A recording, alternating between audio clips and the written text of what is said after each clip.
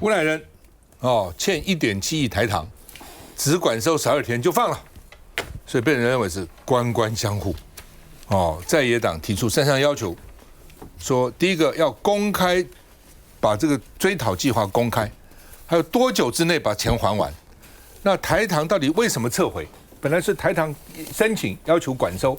因为欠债嘛，总要管收，不管收不还钱啊，很多都这样，很多大老板很有钱的啊，欠税啊，什么都跑了，不收就管收，一管收就下来，赶快把钱拿出来。到底是谁签合撤回的？那因为台中地方法院6月22号释放，只在看守所12天，所以外界哗然。第一个公开透明，第二个限期追讨，第三个到底是谁？那另外呢，联合报就问说，到底台糖还剩多少决心，真的要把1.7亿收回来？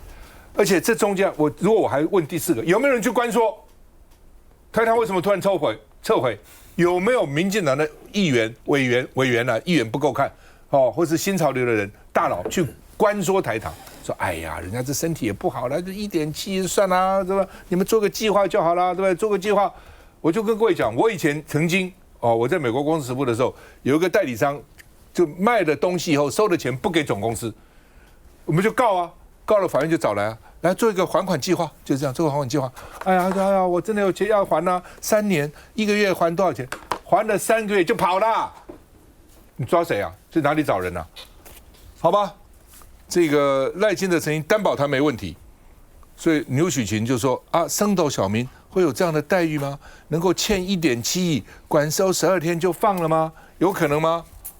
好，这是一个。另外，民进党台南市选出来立委林怡景涉诈助理费1412万，一审判刑7年，而且地方法院说不是单一偶发行为，说他做过多届的议员呐，做过多届的立委啊，犯刑长达10几20年呐，不是一时失虑，说他一时不小心，不是单一偶发行为，这么久时间，从议员到立委，所以被判刑7年，褫夺公权4年。当然还可以上诉了那另外呢，这个林怡景他是现任立委错愕说我会上诉，会争取合理裁判的结果，当然是他的权利了因为7年被重判那呢，蔡宜辉就国民党的这个议员的这个好像书记长吧，说因为公款私用难获法官认同，因为在侵占助理费有2种，一种是说我助理费拿了以后，我还是公用。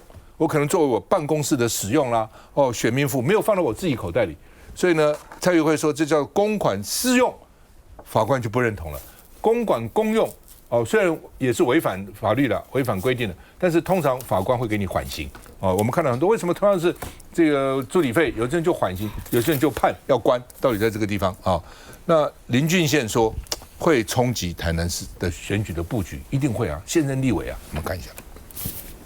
立委林怡景，2009年到2024年，从担任台南县议员、市议员到立法委员期间，被指控多次以虚构助理人员名册或申报不实薪资方式，榨取议会跟立法院的公费助理费用，共计新台币1412万元。林怡景虽然涉案金额庞大，但已经在侦查期间全数缴回犯罪所得，并坦承部分犯行。检方建请法院从轻量刑，而如今一审判决出炉，仍然重判7年徒刑，褫夺公权4年。林怡景表示将上诉，争取合理的裁判结果，待收到判决书后，会再跟律师讨论细节，并视情况对外说明。来，讲，我先从吴乃仁这个案子讲起来了。其实老实说，刚刚小牛讲那个案子是有关，是我记得是在彰化吧，有一个拾荒的一对老夫妇，然后拾荒拿的那个木头，好像残值也只有因为台风天木头掉下来，他拿回去，然后残值也只有400块，被罚了10几万，而且还要挂，还要坐牢。那同样的事情在吴乃仁身上是1亿7千万，然后只关12天，那就会让一般的民众这种相对剥夺感，我想是非常非常有感的。所以我那时候昨天开记者会，直接4个字：太荒唐了。我们的司法已经败坏到这种程度，已经是变成是说那句话，以前那句话我们都不愿意讲，可是从吴乃仁的案子上面，是不是所谓绿色是最容易被原谅的颜色？是不是说有关系就没关系？老实讲，台糖他去撤回这个，他去撤回这个他们的管收，然后让吴乃仁直接12天就出来，我搞不起，我因为中间有没有民进党委员去关说？我不知道呀，我认为一定有啦。我不知道，否则台糖那么，我觉得台糖这样做是很不是吊诡，而是很过分的事情。因为你是台糖，是国营事业体，你是国家的钱，这不是你个人的钱，这不是一个家族企业，还是一家公司，你要为全民负责。当时土地贱卖给所以什么吴乃仁的状况，可是玩出来的呢？对，可是所以吴乃仁的状况是说，全国人民都在看。全国人都在看，说你之前在我们刚当立委的时候，你们国会改革啊，还跟许志杰，然后在那个什么，我记得是财化法的时候，还跟许志杰还跑去招待所之类的。然后现在，然后你是关12天就出来，那一般老百姓会怎么想？凭什么？为什么？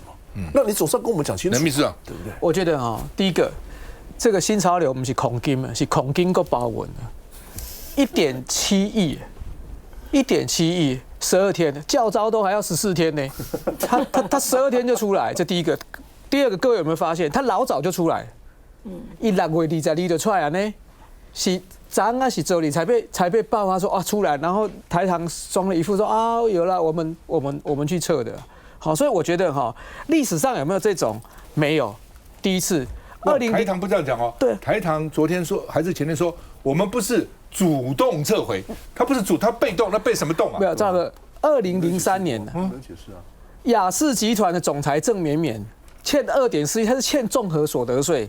他人在路上要去的时候，先拿了个500万，然后最后呢，他为什么可以放他出来？是因为有具实质财力的担保人担保。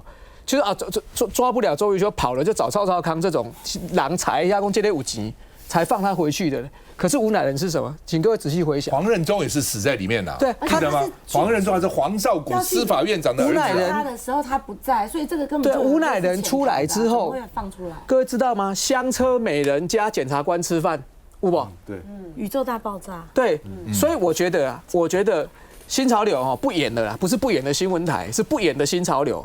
而且我大胆判断，这那是立委讲会行，这那无头家交代，当然是不让他出力啦。所以我觉得这点让人家觉得说我觉得赖清德最恐怖的地方是2件事情。这个吴乃仁是集所有荒唐之大成。另外一件事情是大家骂到爆，就是检察总长的这个人事已经不同意你了，你代理你还找那个人代理，你视国家法令于无物啊。雷轩。其实如果仔细看这个时间序其实吴乃仁是大概在103年这个时候就定谳，所以他的1.7亿是从加上很多的利息，原来1.2亿，在每年5%利息，加上很多的利息，他根本就没有还款的意愿，要不然怎么会加那么多利息？然后呢，台糖至今从2015年吴乃仁出狱之后，台糖有多次对他的财产申请扣押，无奈仅讨回1700万，所以好不容易把人抓进去，怎么会在6月22说，他拟定了还款计划，他就愿意还？所以我觉得真的是，也希望立委可以好好的监督这个案子啊。台糖根本就是把吴乃仁这个案子，我觉得是全台湾司法的一个破口啦。所以如果今年年底的选举，我们就一直提吴乃仁，我想我们真的是有机会。吴乃仁台糖的说法是说，不关他，我们讨债比较容易啦。所以这个应该要追究的是台糖。这个立法院里头经济委员会，你们的委员一定要追究到底。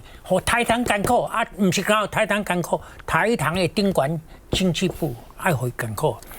那林义景我觉得是有高人指点啊，因为历年来所贪的钱都缴库了，而且他认为我缴库我知道，而且都认了，所以他自己认为他大概可以缓刑了。结果没有缓刑，他吓死了。所以那个跟他说，你哪来的不来接啊？那个指点他真的是误了他。你们那个我讲类似的案子已经有多少人关在里头了，你知道吗？有人判20年、15年都有啊，因为这是贪污罪啊。所以林义景是讲用骗去啊，这条底。不过林义景这个人你台南你新年的嘛，新年区的。这个人是讲好的，你知不知？我讲伊讲好，我唔惊伊假个。他常常提一些不三不四、意识形态特别厉害的案子啊，而且都是领衔的啊。人家发觉了骂他，他又把他吃掉了，你知道吗？有你讲好，含这个被歪钱的代志。不过我有一个感想，我们的民意代表其实不太有钱的。几十万啊，几百万啊，他们很欢喜噶，而且好像跨党派、跨党，从以前到现在都这样。做民意代表在台湾不见得很有钱呢，你知道吗？有的有钱，有的没钱，有的贪赃枉法，有的奉公守法。而且你认为他只有，我不知道他了，我不知道林义景了。你认为牵涉到助理费的，那只有助理费吗？他没有其他的吗？所以我建议，不知道要像你这样人去当，才不会贪助理费。好了，对，我跟你讲，现在你真的要做民意代表从政，要真的很小心，风险蛮高的每一件事情都要很小心。不但如此，当官也很可怕。我告诉你，我环保署上做，我环保署做那么多事情。调查局据说高层指示，调查局把我的资料都是一笔笔看有没有问题，找不出问题来，接下来再回来。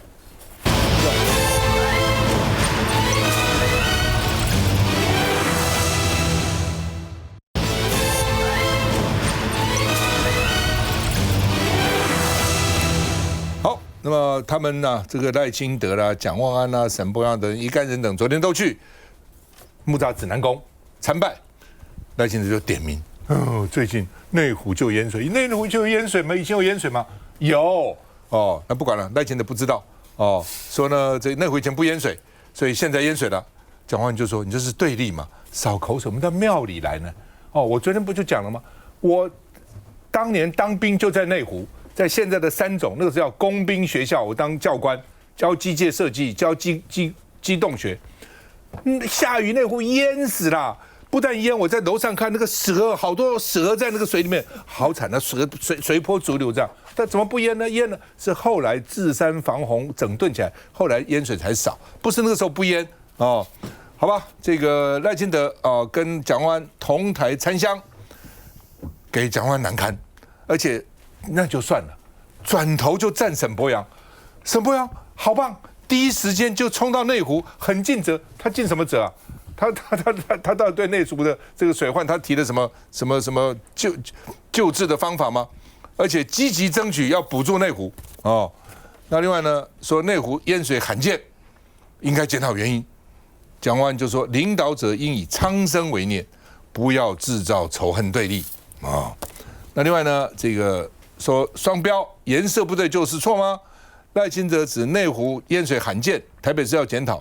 被挖出来，2024年就前年，他到屏东勘灾，赖清德还说县市淹水都是中央的问题，为什么？那个时候他不是总统啊，那总统是谁啊？蔡英文啊，中央的问题跟屏东无关，奇怪了，怎么到屏东就是中央的问题，到台北市就是地方的问题？所以呢，就说呢，只见赖清德的任性的双标有双标了那么柯志恩昨天邀张善政逛六合夜市，哇，这是很热闹。而且呢，户政水莲、水蜜桃帮助农民，而且吃美食柯志恩说很多剩的菜要打包剩菜回家给她老公吃那另外呢，说王金平礼拜天要出手了，后天替柯志恩造势操盘，在凤山成立一个后援会，柯志恩竞选高雄市长后援会，说2500人会到高雄就是三山很重要所以呢这个冈山、旗山、凤山所以呢王金平要出手来帮助这个柯志恩，看一下。到底是侧沟雨水下水道没有清淤，治水没有完成，还是真的单纯下雨的量已经超过防洪的标准？内湖也少有淹水。当面要蒋万安检讨淹水，蒋万安随后回应，最不缺的就是口水。台湾最不缺的就是相互指责，制造更多的政治口水。在台湾，任何一位领导者都要以苍生为念，拒绝制造仇恨跟对立。好，我们今天特别请远在高雄的邱宇轩议员来他从高雄坐过来，就要问我高雄没淹水，南部高雄有淹水啊，所以其实我看到赖清德这样讲，其实我心里有点遗憾。他特别指明内湖，那可能就会加强治水。那高雄其实拿了很多的预算，可是我们治水的效果其实没有那么的有成效。那当然是豪大雨的状况，我们可能侧沟本身的豪雨的容受力，可能本来就是我们需要去做检讨。但是你用政治口水去看待这个淹水，我是觉得有总统之尊，是真的很遗憾的。因为我一直到昨天，我还在协调我们那边的民众，他因为车库淹水了，可是政府补助的是生活范围，所以车库淹水其实是不会补助的。那如果你有些人把车库当成生活范围，补不补，这是民众需要我们去努力的空间。所以换句话说，我们民代都一直在协助民众就民生的议题，可是我们的总统一直喷政治口水，这点我真的觉得非常的难过。那接下来我谈我今天上来的原因，就是高雄的选情。刚才我碰到沈大佬，沈大佬就直接问我说会不会赢？那我跟沈大佬只能讲，好，我现在回应有机会，但是呢，现在柯志恩在赢与不赢中间。那我们缺什么？我们缺一个火种。大家记不记得韩国瑜之前其实选情一直低迷？我们现在6月嘛，大家回想韩国瑜跟陈其迈那个时候6月，有人说过韩国瑜会赢吗？不会哦，我当时跟他拍照也是大概6月，我们在王公庙，就我跟他，当时我还能捕捉野生韩国瑜，我跟他什么时候开始？那个发机的就大概823淹水，823哦，那就是当时有5000个天坑，然后当时韩国瑜去勘灾，透过电视的画面看到南部的千疮百孔，让大家审思，为什么我不换人做做看？所以引爆了当时的韩流。但是我们来看柯志恩跟韩国瑜两个其实人格特质是不一样的哦。柯志恩比较谈政策，韩国瑜呢是他的每句话都是金句，所以会让人家印象深刻。但是我们对手也不一样，所以这次柯志恩的有机会，第一个他深蹲高雄，高雄人对他开始有认同，然后呢，他发觉高雄很多的问题。像我今天早上接到一个选民，他的意见我觉得很好，他就说：“我跟你讲，你就找一个看板。”你就不要写柯志恩，你就放美浓大峡谷的照片、大平顶柏油山的照片、燕巢垃圾山的照片，让民众去思考高雄市目前市政出了哪些的问题。所以这是目前柯志恩的机会。那另外一个机会是什么？赖瑞荣这个人给人家的印象实在是太低了。我刚才在化妆间遇到另外一位主持人，他连赖瑞荣的名字都会讲错。赖瑞荣呢，大家对他有什么印象？高委员。是不是大家想到就是霸凌，甚至教育？好，对于铁拳教育，他不讲话，只默默的说看过了。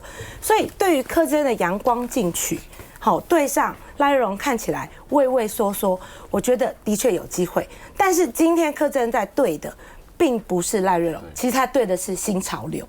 他吴乃仁能够这样子的，好。在外面拍照也是因为新潮流，所以我们会说柯志恩目前他的选战其实就差那个火种。那这个火种其实我真的觉得，从目前高雄的市政，从民进党的施政不力，甚至吴乃仁的重放轻放，让民众去思考，要不要换人做做看，给全新的高雄。好，我觉得这点都是一个可以触发的。那最后我在讲的是陈其迈的态度，可以看到赖瑞荣跟陈其迈之间，我个人认为是有矛盾的。陈其迈很挺赖瑞荣吗？没有。陈其迈挺的是邱意莹，所以陈其迈是否出手整合这一点，我目前看不到。但是我们在担心的是，未来真的整合起来，我们整个对战会辛苦的。所以目前柯志恩唯有勤跑基层，然后呢，他接下来会举办除了33造势之外，好，那可能一个一个的小小的庙口音乐会，透过跟民众沟通，讲政策，好，讲高雄目前遇到什么问题，他要如何去处理，用理性的政策来面对。好，大家想想，那个赖瑞荣背后可能是新潮流，可能是利益挂钩，可能是派系的力量，那个高过于高雄的力量。我觉得用这样的方式，我们在1128，我觉得我们有机会重返执政。嘉宇。这个内湖确实是纳莉风灾以来就是第一次这么大规模的淹水，所以是从2001到现在是时隔25年，包括我们的港前路啊、内湖路、3段金龙路等等。那大家就问说，过去时雨量也有超过历史新高，可是却没有淹水的情况，为什么这一次会淹得这么严重？这是民众的疑问。到现在，蒋万安市政府还是推给说时雨量超过我们的防洪标准78.8。问题就是在很多这个没有超过78.8的地方也淹。淹，而且这次淹的都是黄泥沙，大家就问说这些泥沙从哪里来？是不是山坡地没有这个做好水土保持，或是其他的工程的兴建？但是李彦秀委员去会勘说啊，民众在山坡地种菜或者是甘蔗树，所以导致这个淹水，这个就扯太远了，因为毕竟内湖没有甘蔗树哈，然后呢种菜也不是理由，所以大家就在问说，那你水沟到底上次清是什么时候？就有人发现，竟然水沟里面长出山书来包括内湖跟南港都有。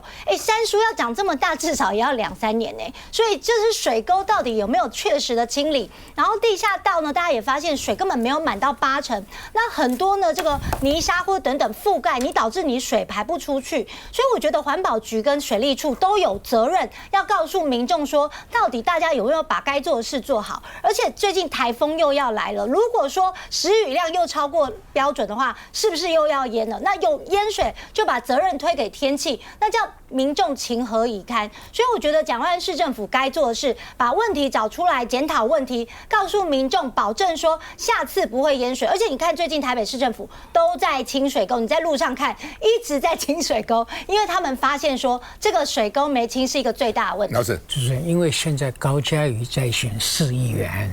选区在内湖，所以我听不懂到底他是在挺谁骂谁，你主要是在骂蒋万安。他挺他自己了，来吧。他为了他选举嘛，所以我平衡一下哈。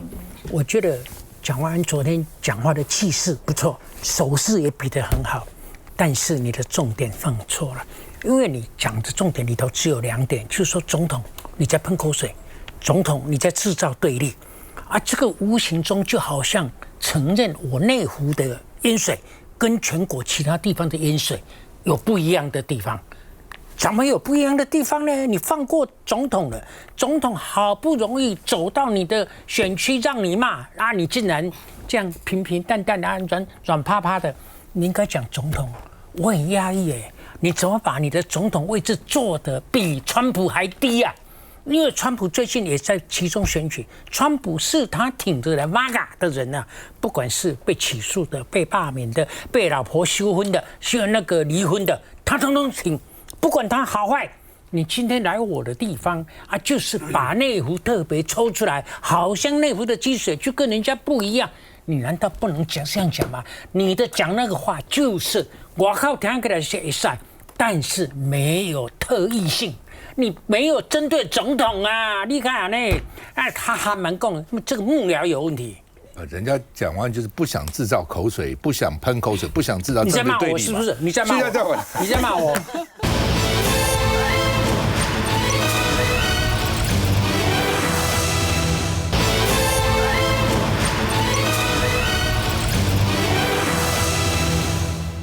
文化部补助1亿5千万给9把刀的功夫。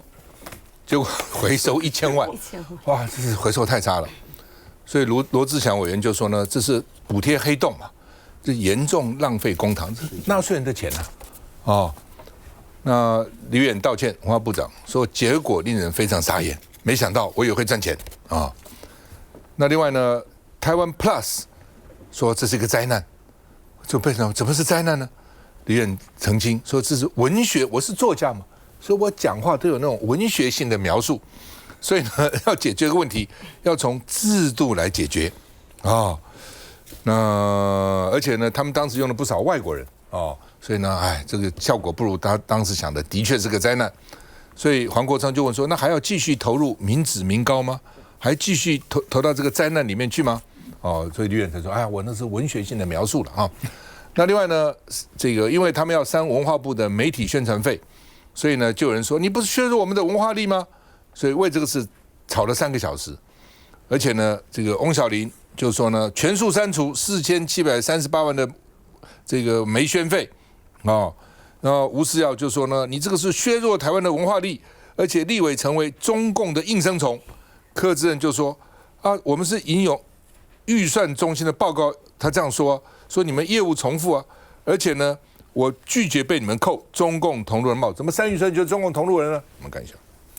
我们要这样子为难自己的文化部门呢？什么叫我为难文化部门？不是在为难文化部门吗？民进党立委委吴沛忆、陈培瑜和吴思瑶杠上国民党立委翁小玲和招委罗廷伟，因为文化部没宣费，翁小玲提案全数删除4738万。没有尊重教委会的讨论，引发朝野激烈口角。翁小玲主张媒体宣传费不是必要支出，因为文化部去年没宣费被删光后，还是透过新闻稿、社群等方式完成宣传。但民进党立委回呛全删没宣费，形同和台湾文化宣战，双方火气都很大。请不要干扰别人的教委会的讨论，还继续发怒啊，继续骂。你要发言，你待会举手发言，你不要干扰别人。最后罗廷伟才是冻结800万，文化部需提书面报告，经委员同意，使得动之。南京，这个文化部的问题啊，从文策院到台湾 Plus 啊，我觉得台湾呢是一个没有办法有一个公共媒体、公共环境的地方啊。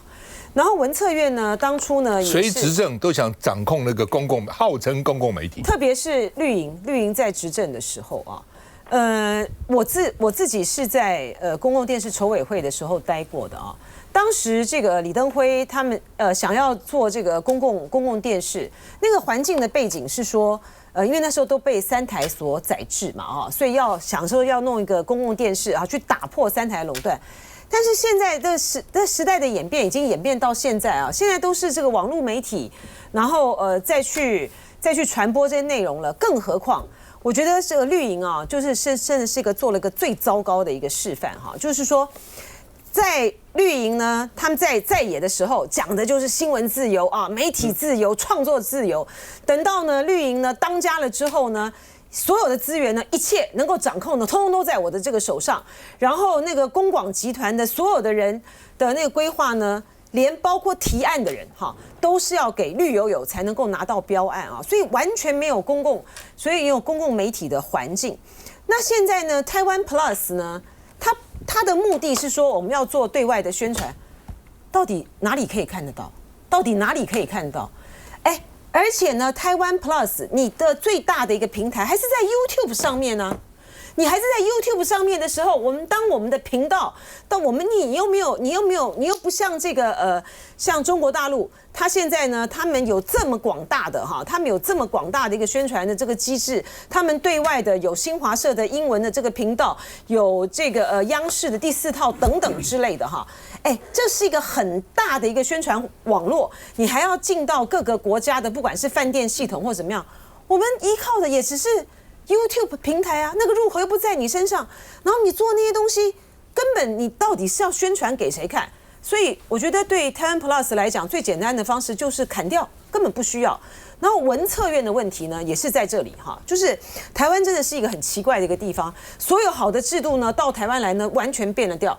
包括这个 NCC 也是啊，然后包括这个文策院也是，当初也是参考韩国的这个振兴产业文化院啊，人家就弄得风生水起，我们就呢完全就是变成了是一种很奇怪的一个单位，你这个文创的投资哈，或电影的投资本来就不保证回收嘛哈，但是呢。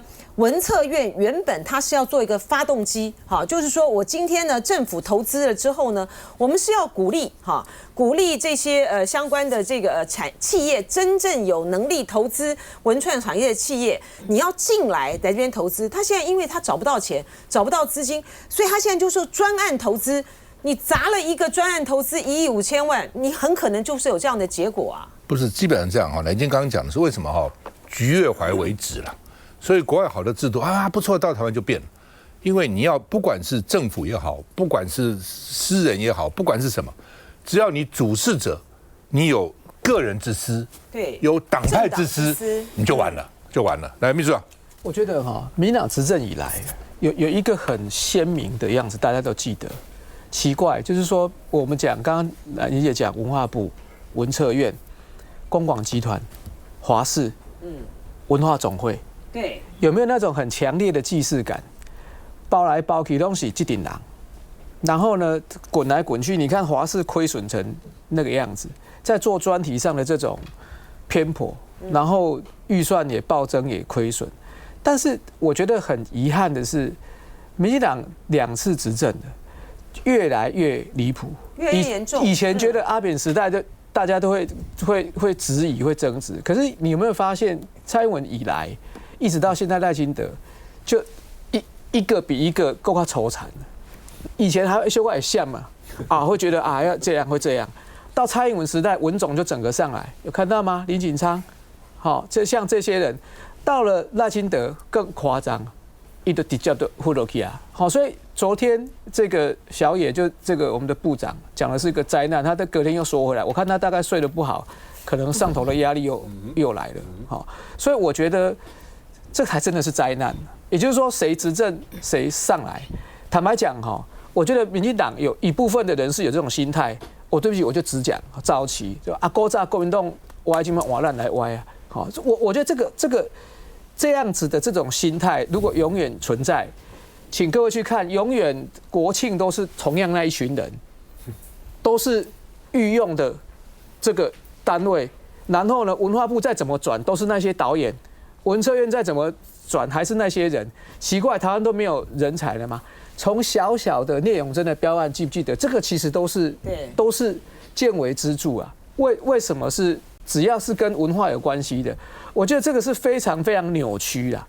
今天我觉得这个只是冰山一角，还有多少案子是那种不到100万的，然后被拿来这样填来填去？如果不是有人看到聂永真那样，那大家怎么会知道？对不对？改个字也要这些钱。对啊，我觉得这个是民进党必须要面对民众一个最大的。从刚刚讲的吴乃仁到现在去救，一个吃干抹净了嘛。对，可是台湾的悲哀就在，对啊，民进党干得这么烂，大家都知道，但是一打出来抗中保台，他就拿40%的票。而且呢，我要再补充一下我觉得民进党呢，一天到晚在讲说我们中共用什么这个样那样的，包括什么剧偶像剧或是什么剧什么小红书什么 TikTok 什么这些通通都是在这个统战，通通在洗脑。民进党才是这样子，民进党的文化部就是在进行这种洗脑的工程。他们所补助的很多的剧，一定是要有台湾的本土元素，然后在那种大选年的时候呢，一定是要有那些的剧，那种剧呢，就是不管从历史的角度，不管从什么角度，就是要来塑造一个国民党就是一个万恶政党，真的很糟糕啊。其实我在查到一个新闻就是在去年的时候，台湾 Plus 的英籍的前编辑，他其实很沉痛，他离开了台湾，他直接讲说他的新闻室内部受到了政治干预，所以其实为什么小野会讲，可以说都是外国人害的。没有，他直接讲说他自己的编辑，他是英籍的，他要制作的新闻是要给国外的看嘛，但他说受到了高度的政治干预，所以我觉得他是很沉痛，然后他离开台湾，这是一个最好的例子嘛，一个新闻专业的人因为受不了政治干预，所以他离开台湾，这不是灾难，什么叫灾难？所以不见得台湾 Plus 是灾难。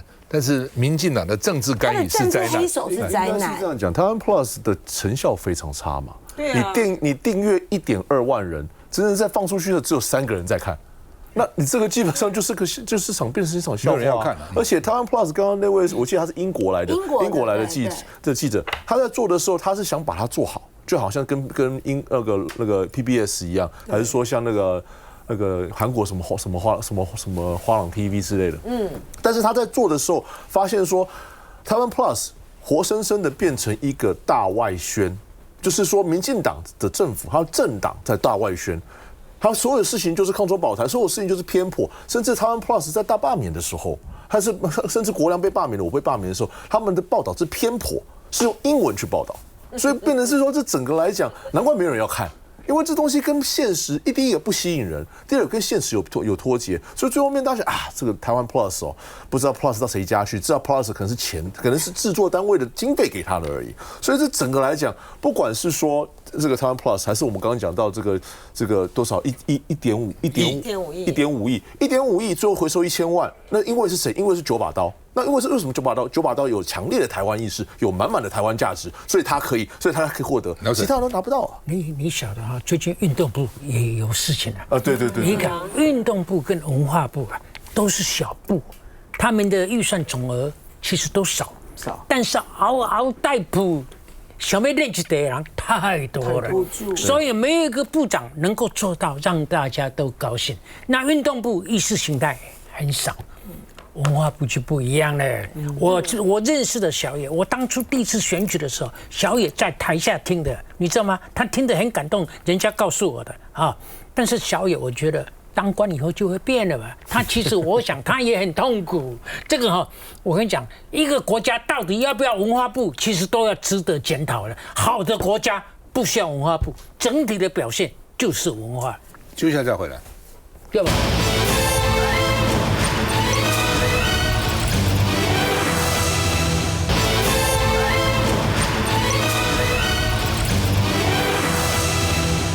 好，中选会委员行政院提出3个补提，上次被干掉补提名单，蓝白又封杀了。行政院说不利于人事审查客观性与一致性，你们不客观也不一致啊。傅昆萁说你们提人不够优秀了，希望提更优秀的人才了啊。然后呢，民众党也全部都否决了啊。民众党说这次提的人政党色彩令人担心。那另外呢？编行要不要公投？立法院要先通过啊，然后再去交公投啊。民主党8个委员没有投票，今天一共其实不是出席101了，投票101了，101加上民主党的8个是110了，一共113个人嘛。院长没投，然后另外呢，民进党2个人没投啊。民进党的苏巧慧、林怡瑾不在现场没投票，所以民进党反对49票。国民党52个人都去了，52赞成，对民进党的49票哦。另外呢，这个因为民主党没投，民主党如果加到民进党就赢了，就是民主党现在看加哪里，他不投，那就国民党比民进党，那国民党会多一点票，52比51了，哦，全部投的话。那另外呢，民调73.3%针对诈骗，认为应该还有虐童应该进行鞭刑。哦，而且呢，96.7%都认为毒驾很可恶哦，现在毒驾比酒驾更可怕哦。那另外呢，所以联合报今天的社论是说，民进党现在把公投当成寇仇一样，一代不如一代哦。王一川说啊，这个尤英龙哦，说这个啊什么一大堆啊，公投绑大选，基本上最早搞公投是民进党，从蔡同荣开始要蔡公投。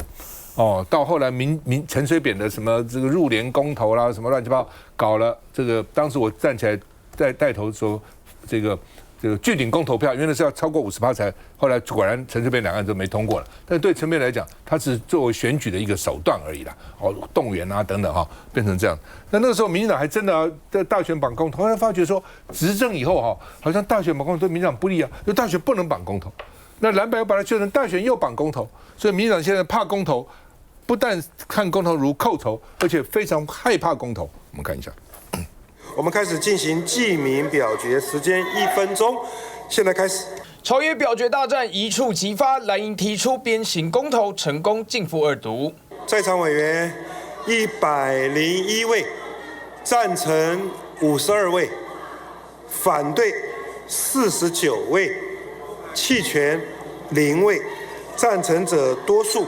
国民党党团体照案通过。在野今年预计提出5大公投案，却封杀中选会3位补提名人。在投票的原因，就是因为上回提名4位人选，只有主委尤盈农通过。行政院再度提名副主委被提名人沈淑妃，以及法务部次长黄谋信和律师蔡维哲担任委员，绿营全数同意，但遭蓝白封杀。我们希望赖总统能够提拔更优秀的人才，为国家来做事，好不好？喊话赖总统再提更好的人选出来。原先传出民众党有意放行沈淑妃，但问卷答案被打不及格。他的答案非常的一个保守哈，没办法展现出一个中选会委员有独立思考、独立判断、独立决定的这样的一个特质。这就代表中选会现职只有8位委员，但中选会依法必须要有9到11名委员，即便可以开会，但低于9位的法定下限。年底选务程序恐怕有合法性争议。倒不要因为一时的政治上的一个攻防，只要执政党所提出来，全面都表达封杀，打着制衡的一个口号可是到最后变成把整个相互监督的机关把制衡变成一种毁灭这个其实都不好了哈。中选会补提人事再度卡关，看来朝野各自有政治盘算。来，余修秘书长。第一个哈，有关中选会委员的这些人士啊，事实上真的是从问卷上看起来，好，这个被提名人沈淑妃女士，哈，不论是在公投绑大选或行政院长不附属，我就直说哈，就欧龙谁都啦，闪来闪去，好，这个态度上，那更不用论说黄谋信跟蔡维哲，好，这个过往的立场，好，这个绿的发亮。那黄次长是因为你本身是法务部的正式。那你又兼中选会的委员，好，这个在立场跟角色上的冲突，好，这个是很清楚。不过我要特别提中选会，好，我觉得我只要看到王义川委员跟吴思瑶委员那个嘴脸啊，好，对游盈隆是那样的方式的羞辱了，好，当然游盈隆主委哈讲说什么一个刚刚好，两个有点多，五个受不了，那这个我们的态度很清楚，是倒不是数量，数量是。法律有没有规定数量要几个？当然，他可以站在他的立场，基于中选会的量能去做考量，这个我们也尊重啊。但是我们活生生看到了，好，就是说站在选举的立场，哈，我很希望王义川一直讲话啊，吴思瑶一直讲话，好啊，你在阿动选举哈就会有希望。好，这完全什么你最烂，没有比你更烂的。那你当初有没有投他？吴思瑶你有没有投他？有投嘛？啊，你有投啊？啊，你这么公益最烂，那你不是证明你们两个比他更烂吗？因为你投烂的人，你比他更烂啊，要不然他怎么当主委？好，所以这第一个，我觉得啦，好，赖清德政府这种党同伐异，都当了中选会主委，你敢修理？所以有一种没讲错啊，何错之有？我只不过讲实际的状况而已啊。好，如果连有一种都该被修理，那这个党真是烂透了。好，这第一个。第二个鞭刑。台湾民众党的态度是这样，因为今天这个整个是要交付到进入二读，所以我觉得党内还没有凝聚一定的共识，我觉得这个容许讨论啊。对我们而言，我们也讨论也很激烈，从方方面面嘛，哈。不过我也看到哈，民进党马博中来嘛，看起来是两个没来嘛，好，大概我们会在这1个月之内，再针对这样的问题再聚焦以上。来佩强。我直接讲鞭刑好了。其实我们有不少委员，包括提案这个案子主提案人孟凯，他昨天才从新加坡回来，他为了这个，他为了鞭刑去新加坡考察了2、3次，不是只有1次。那为什么会提到？大家仔细看，这鞭刑公投不是单纯的鞭刑而已，是针对虐童、针对性侵、针对诈骗犯。那为什么会是这3个呢？因为这3个到目前为止是台湾民众最恨、最深恶痛绝的犯罪，但是却没有有效的去被遏制。我们都期待说，我们的法律可以有效遏制这个，我们处罚是为了要有效遏制。但是很悲哀的是说，我们有看到太多的实例，就是说没有让人家去遏制，没有一个有效的刑法去遏制。所以孟凯提出，那新加坡做的不错，鞭刑或许对于诈骗、对于虐童、对于性侵，我们可以做出遏制。那当然，我们提出来的时候，民间当然是也很有感，所以说我们其实做过很多次民调，一向都是高的。这也为什么为什么说孟凯他提议的时候，我记得我不止连说我也是共提人，因为我觉得只有现在目前看起来，也只有这种方式能够让民众对于司法已经败坏、司法已经无效的感觉，可以某个程度把它发泄出来。其实陈其迈市长做立委的时候有讲过，不要把公投绑大选视作洪水猛兽。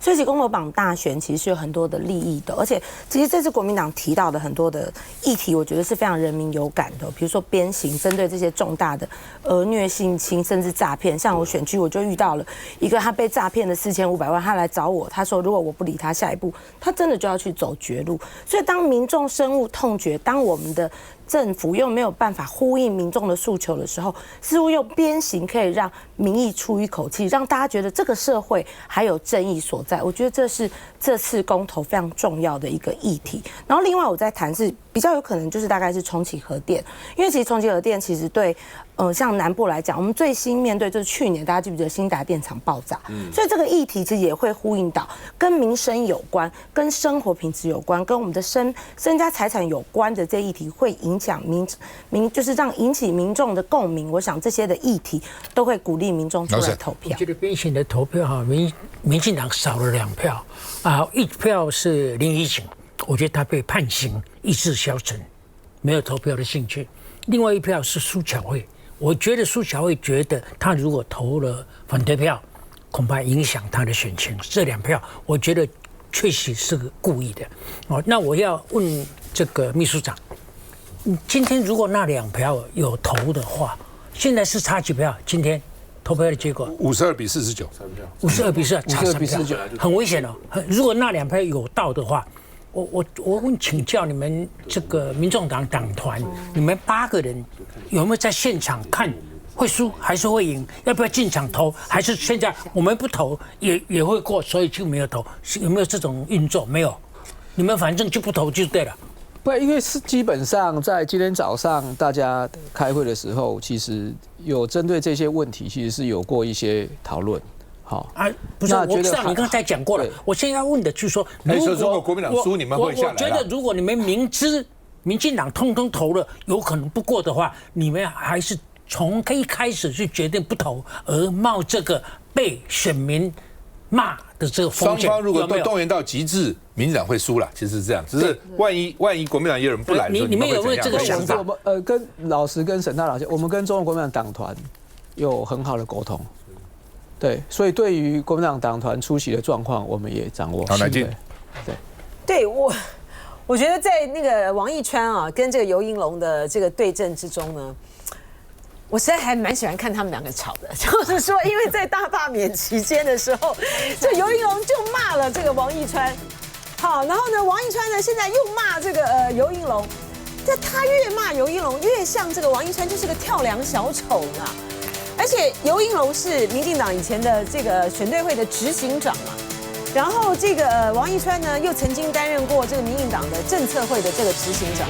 哦，游盈隆呢，他们是在施明德担任党主席的时候，那时候带到这个民进党来的这个武博士。哈，我觉得到目前为止，游盈隆呢，他在这个中选会主委啊，就是当时在投票权的行使的过程之中，跟到目前为止，他都很守着中选会主委的这个角色。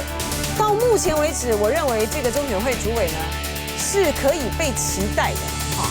只是我知道，我觉得各个政党要小心，就公投的数量哈，假设到后来上的太多，真的是会麻烦的，因为上次这10个公投就搞得这个。